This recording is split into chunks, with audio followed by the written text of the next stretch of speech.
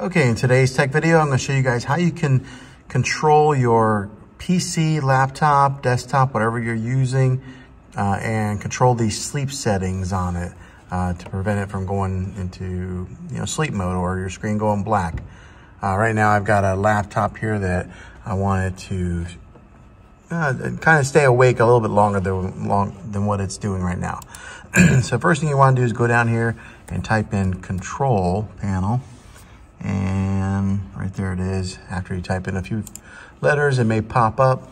Okay, and then it'll take you to this screen here.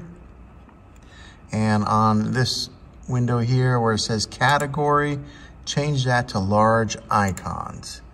All right, and then it brings up all these other options here. You're going to want to go right there to Power Options.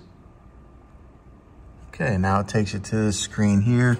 Over to the left-hand side, you can see all the way at the bottom, change when the computer goes to sleep.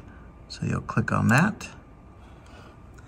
All right, now it brings you up to this option here where it says if your computer is plugged in, right currently I've got it set on 2 hours. I can go right here and select it to never. If you are running on a battery, right now on default mode, it's 10 minutes, but you can change that to like an hour or never.